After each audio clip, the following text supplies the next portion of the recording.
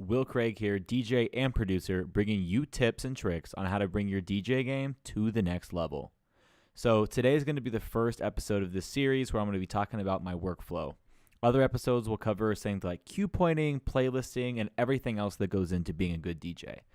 And so right now, I'm going to be talking about my workflow, like I said. And so the first thing I do is I go to my record pool. So this is where I grab tracks that I want to play out in clubs and bars, and I download them to my computer, and I can keep those files, even if I would discontinue this service. And so these services are for DJs. They're promotional for record companies that send specific tracks to the record pool so DJs can play them out and sort of get hype around the track.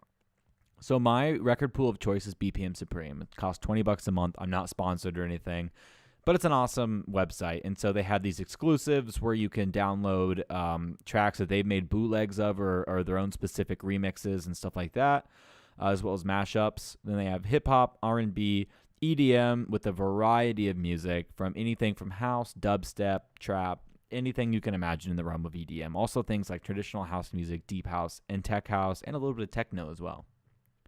And then they have the remixes, the EDM remixes. Then they have pop and mainstream music, rock, some country, reggae, dancehall, some holiday music, and then 80s and back all the way up to the 2000s. And so when I grab one of these tracks, it goes into this little crate here. And so my crate's empty because I've already downloaded all these tracks, but this is where they would be. And so after I download those tracks, I drag them into a program called MP3 Gain. So I've already had to analyze these tracks, and so what this is going to do is it's going to make sure there's a consistent level that my tracks are playing at.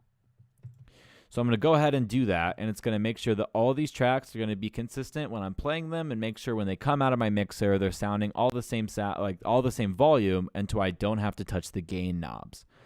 And so some of these are going to be red, some of them won't. The ones that are red have clipping, and so what I'll do, I won't do this on camera, but I'll go through afterwards, and I'll do some post-processing work to make sure that that clipping's resolved, because you don't want to play clip tracks out of your mixer. And so the next step after that, wait till that gets done, is dropping it into a program called Mixed in Key. So what Mixed in Key does is it transfers your traditional key signatures to a Camelot key signature. And so this is based on the circle of fifths. And so what that is I can bring up a quick little picture.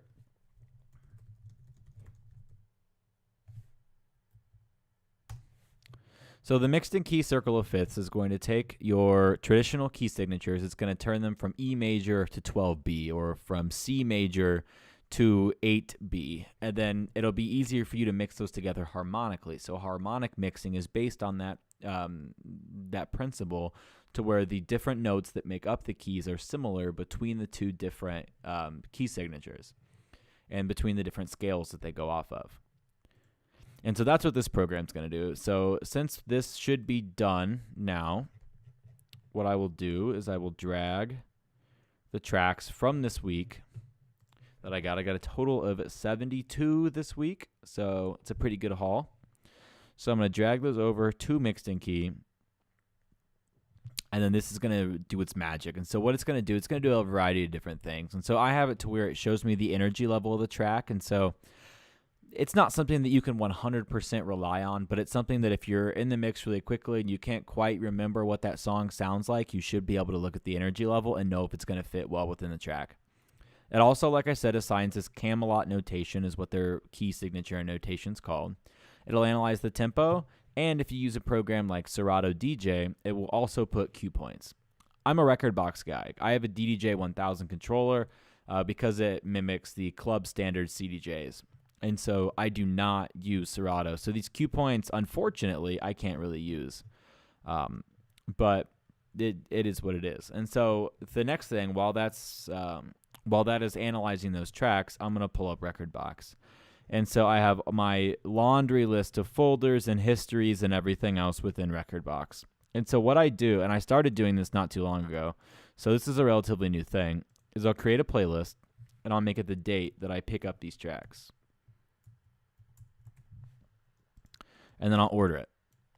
And so this is just all of my EDM. And so all of my EDM crates that I download from BPM Supreme, depending on the date, I will drag in here. So last week I grabbed 34 EDM tracks. The week before, 43. And so I downloaded 72 tracks, but some of those are going to be hip hop and pop as well.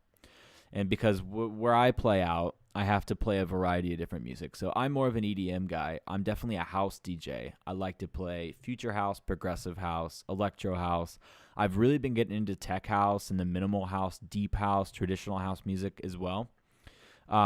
But when I'm playing out for top 40 places and playing at house parties around town and stuff like that, I'm forced to play hip hop and pop. And honestly, it's been good for me because it's a little bit different than the 4 on the floor pattern that traditional house music has. Hip hop has its own sort of signature, and it's really interesting to mess with. There's different mixing techniques, and it makes you a better DJ to learn those different styles. So honestly, I strongly encourage all of you to broaden your horizon with the music that you DJ and the music that you play.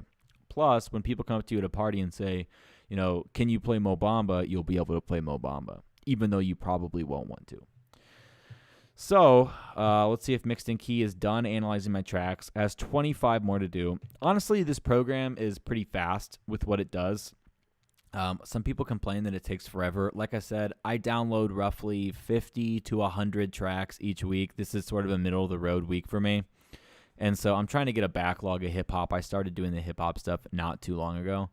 And so it's taken a little bit of time for me to build that hip-hop library up. And so what I'm going to do is I'm going to switch this from performance, which is what I use when I'm DJing with my DJ 1000, to export mode. And so when I'm in export mode, one of the big things that you can do if you play on CDJs is you can plug in a USB stick, and then you can sync all of your playlists to that USB. So you can plug it into a 2000 Nexus 2 setup or any of the setups that allow you to have a USB stick, and then you can play on those CDJs. Word of warning, older CDJs that are not 2000 Nexus 2 kits do not support 8 cue points, even though you do have 8 cue points within the software. They only support 3.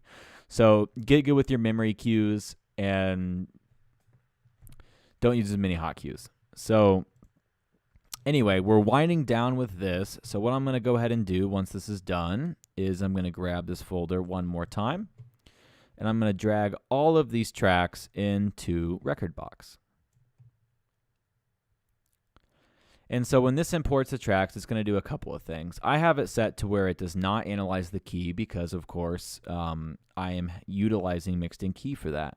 You can also do that in the comment field. And so one thing I might start doing, because Rekordbox has implemented this new stoplight mechanism to analyze your keys, and because the DDJ 1000 jog wheels show the key if it's in a traditional key, and you can use a key matching with the controller. It's not as good as something that you would find on your DAW, for instance, but it does work. And so I could put the Camelot key in the comments. I have the energy level in the comments right now. And again, the energy level, it's not something that you can blindly trust, but it works relatively well.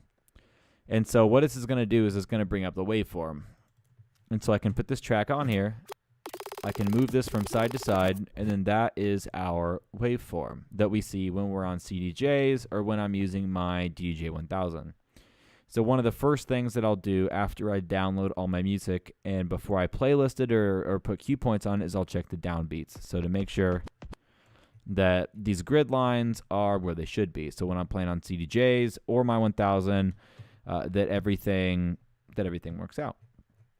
And so the next thing that I'll do is I move all of the hip-hop. So I'll sort this by genre.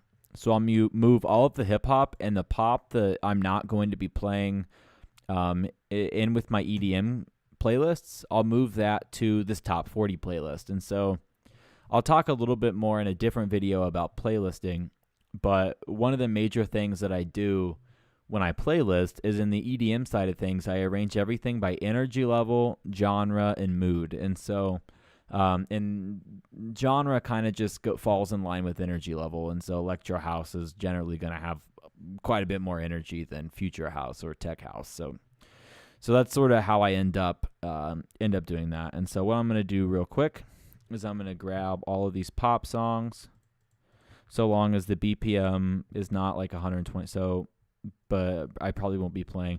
It's mostly when it is a dance pop track, it'll be going into the EDM side of stuff. So generally the pop does not make it in. Same with the hip hop. So I'll grab all of these and see if they have any dance pop this week. We have 2 dance pop tracks. One's 130. That could be played, but 105 will not be played because I usually play house music, like I said, so it's 120 to 130, 135, somewhere around in there. Usually 120 to 130 is pretty much all house music. And so what I'm going to do is I'm going to right-click, add to a playlist, top 40 to be queued, and then I'm going to remove from playlist. And so the next thing I'll do is I'll go through and I'll make sure all these BPMs are at a 0 or a 0.5 value if it's halftime or full time. And I'll work to make sure that everything is within the right BPM, because sometimes it'll read a trap song at 75, sometimes it'll read it at 150, stuff like that.